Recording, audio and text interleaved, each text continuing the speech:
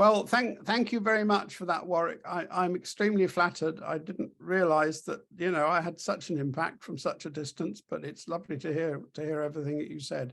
As you said, my last visit was about 10 years ago, and for the first Cider Awards that you ran. And I think the thing that struck me first of all was how friendly everybody was. I didn't know any. I think I'd only met one of you before. I think it was David Pickering, and everyone was so incredibly friendly. So David, yourself, James, Gail Kendall, Max Allen, a whole host of people that I can't go through the whole list.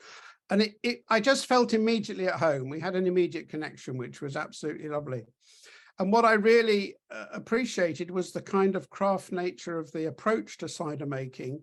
And particularly a lot of it launched from a winemaking perspective. That was new to me. It doesn't happen here, and it didn't really happen in the US where I'd previously visited. And when I say craft, I didn't mean the sort of muck and magic that we get rather here. It was much more scientifically based, and everyone was so keen on getting a real handle on the science and what was going on. And I thought that was really refreshing.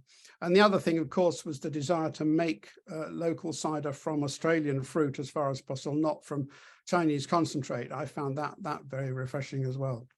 So, because the focus of my visit was to help with the judging, which I did, and the judging itself was interesting because at home it had been it's very ad hoc, it's very sort of traditional agricultural show judging.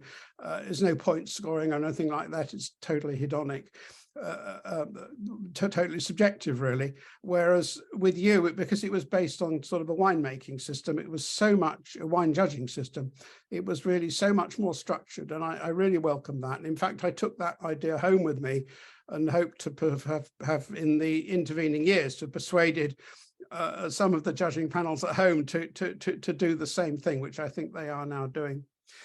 And after we did the judging, which was in Orange that year, we had to come back to Sydney for the awards dinner the next day, and that coincided with a snowstorm in the Blue Mountains.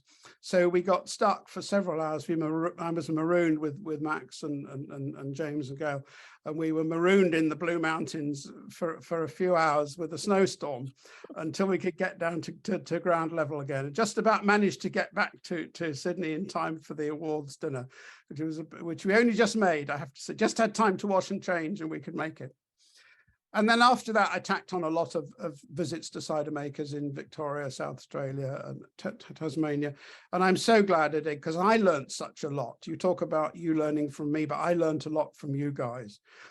And I can honestly say that visit opened my eyes, not just to rural Australia as such, but to what the potential was for craft cider making, particularly from my perspective, where you didn't have what I would have thought of as the traditional cider fruit, and you're making it from the fruit that you've got available to you.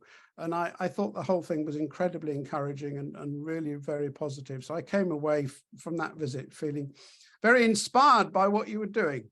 So thank you very much once again for what you say about me. But I think equally it's what I've learned from you that has been as important as anything in my life. So thank you very much indeed. Thanks.